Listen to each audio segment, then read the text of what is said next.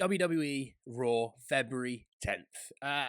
This show produces banger matches after banger matches. It produces title matches for Raws. It teases future title matches, but makes also a WrestleMania main event. And that main event was made after Jey Uso heads to the ring.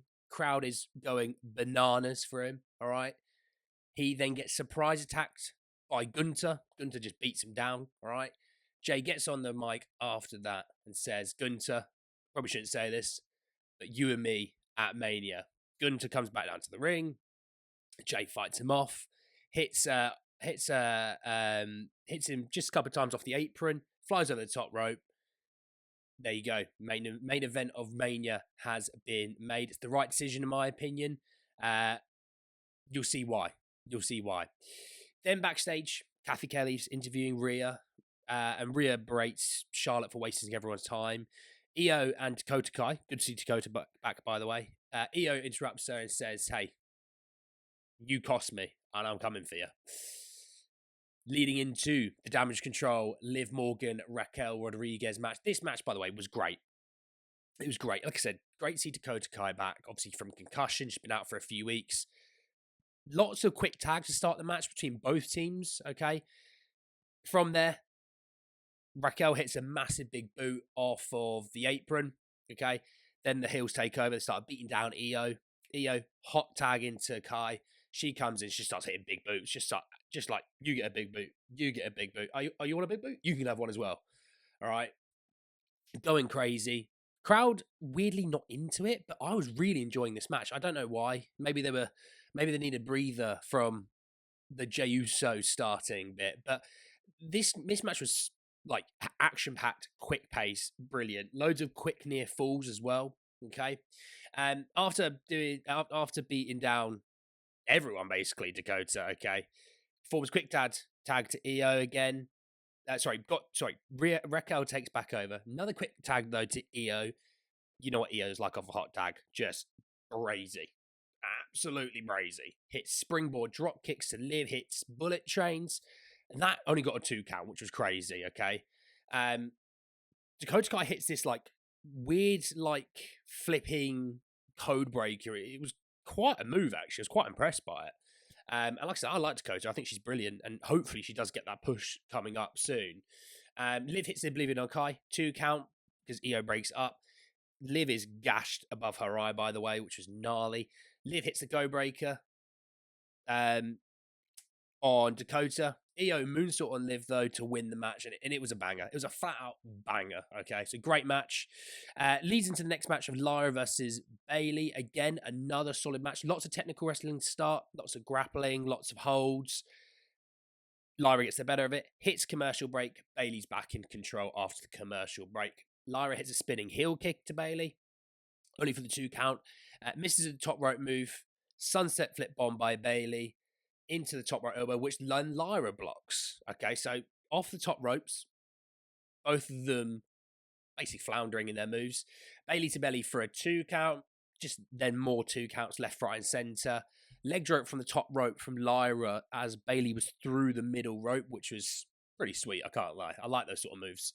But then follows up with Lyra trying to hit a quick roll up on Bayley. Bayley sort of blocks it halfway through and counters it for the 3 count. It was a surprise, in my opinion. I get why they're doing it. Obviously, you want to build to her and Roxanne in the chamber.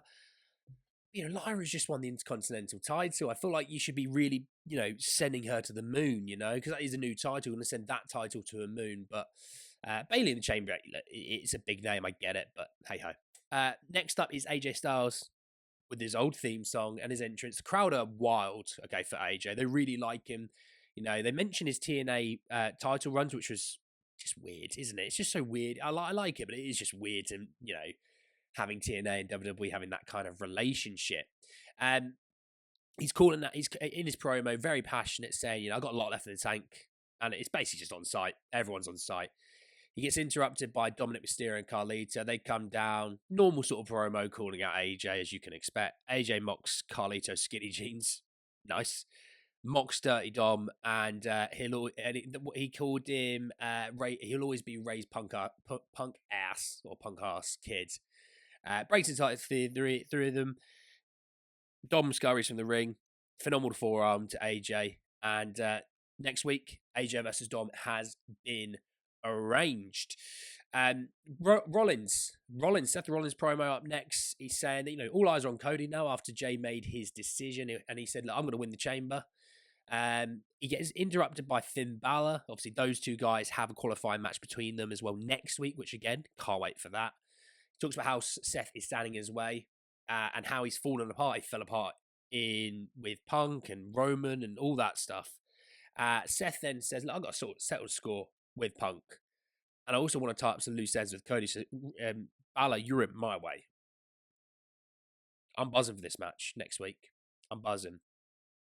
Like I said, AJ and Dom was set up for next week. But after that, after Adam Pearce walks away, Ron Breakker comes in, has a stare down with AJ, and mutters, I'll see you around. That is interesting. I'm looking forward to that. You then have American Made versus War Raiders up next. War Raiders are starting to get the crowd are starting to get quite hot for the War Raiders. Obviously, for a long time they weren't really the flavor of the month, and it feels like now they finally are. They put on great matches. They've got the presentation and look. So I'm glad they're finally starting to connect between the fans and them. It's a good match between these guys. Obviously, great wrestlers, all four of them. And it's for the tag team championship. Heels working over the War Raiders to start. After that, they fight back. Frequent tags working over Julius. The War Raiders are going brazy, absolutely brazy. Sit up power bombs for twos. Just the crossbody into the side of the apron by Ivar. Lots of big moves. Goes to the commercial break. Heels are in control, as you can expect. But there's a lot of athleticism on show. Ivar hot tag just starts launching people around the ring. Okay. Spinning heel kicks. The crowd are really starting to get into this match by this point. It finishes with a DQ finish after Julius hits Ivar with the tag team gold. Then Ivar gets hit by the tag team gold by Brutus. And there you have it. Now, I didn't mind this, to be honest. Okay, you've got this new momentum towards the American Made and trying to build them up as, these big tag team stars. Having them lose, obviously, isn't the right time. But also having the War Raiders lose as gold isn't the right time. So they kind of put themselves into this corner, but I don't mind it.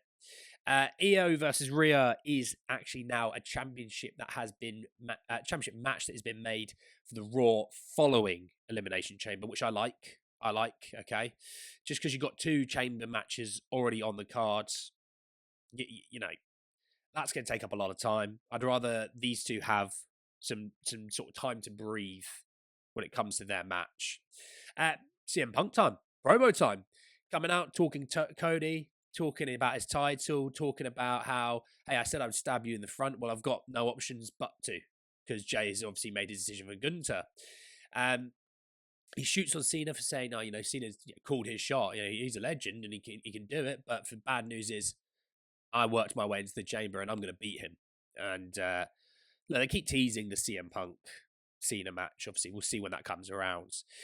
He then shoots on a little bit on Drew and says Drew ran from Raw to SmackDown because what I did to him. He talks about Seth Rollins and Finn Balor next week, and just all in all says, I'm going to win the chamber. What you expect. He gets interrupted by Logan Paul. Crowd are into this one. Hot.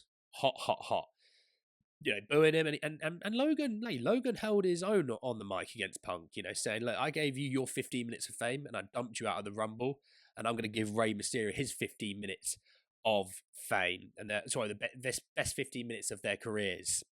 He says, I have your number, Punk, and I'll have it at the Chamber as well.